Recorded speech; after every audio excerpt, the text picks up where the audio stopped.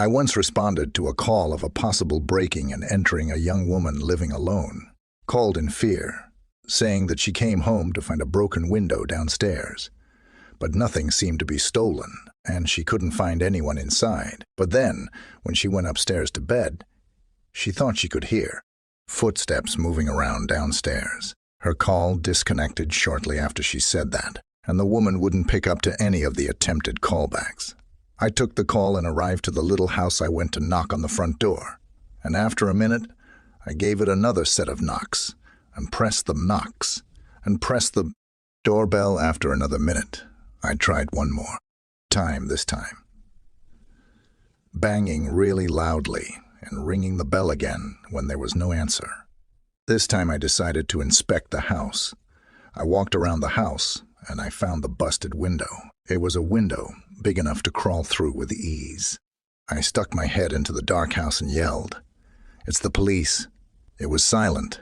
I radioed to dispatch that the house seemed silent. More officers were en route, but I didn't feel right waiting around in case there was someone truly in danger in the house. I radioed that I'm going into the house through the window, and then I climbed through it.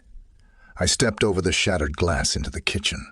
I drew my gun and started walking through the kitchen, hearing the glass crunching below my boots.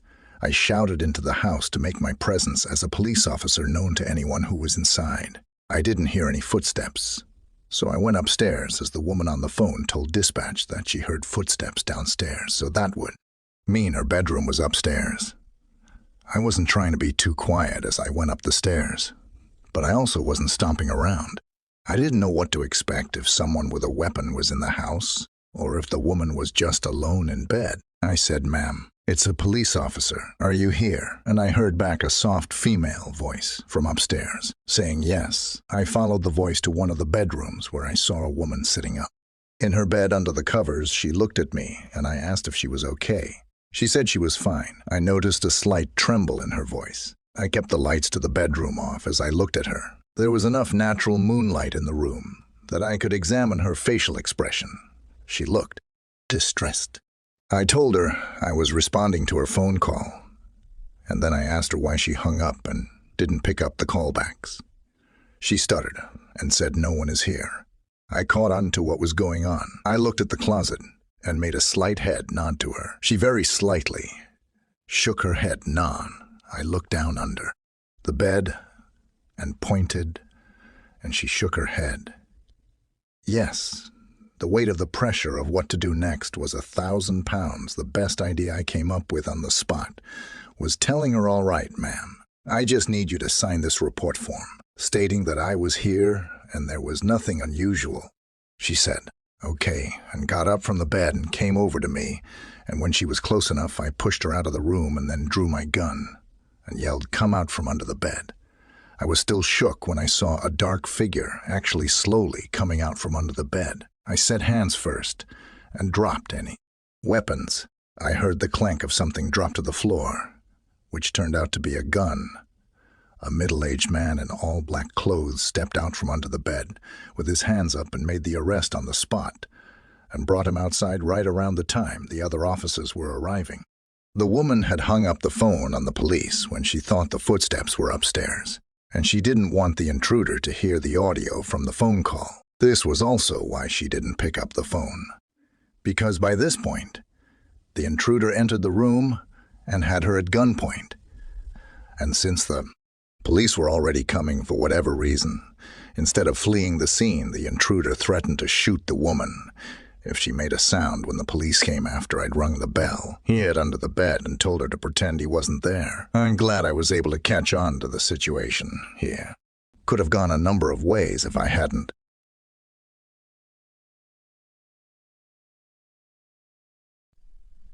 I'm a police officer in South Carolina.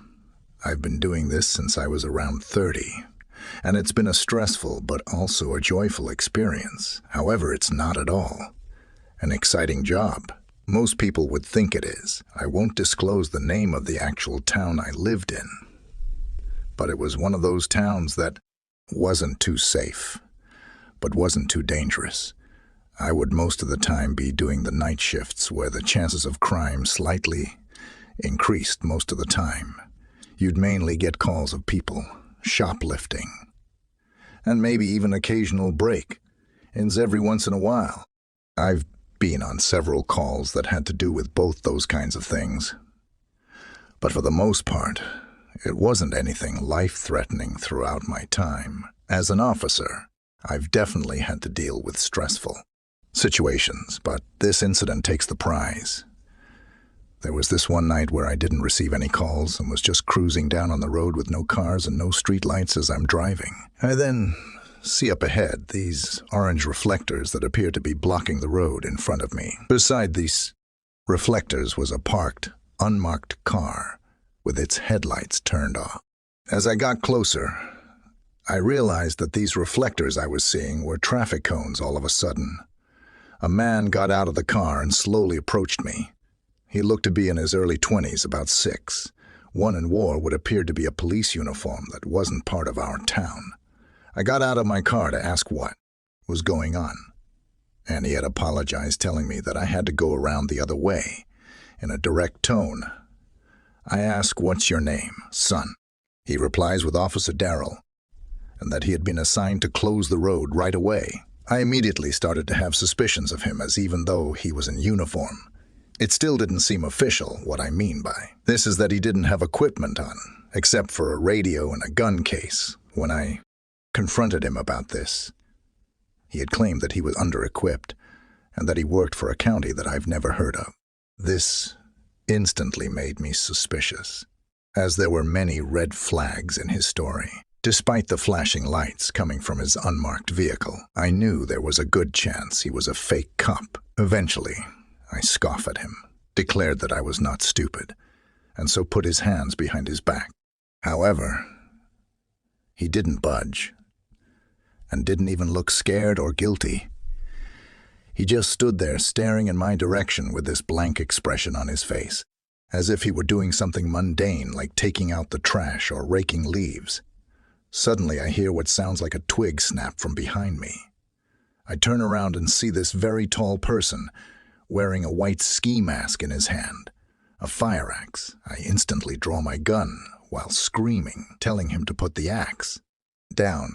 He doesn't comply, and that's when he hear and see movement coming from around the tree line. I yell out for everyone to come out of the woods with their hands up while still keeping my eye on the guy with the axe. Long story short, about 15 or so people wearing these scary masks emerge out of the woods with their hands up. A few seconds later, the phony cop says to me in a smug tone, "I think you should probably leave without hesitation."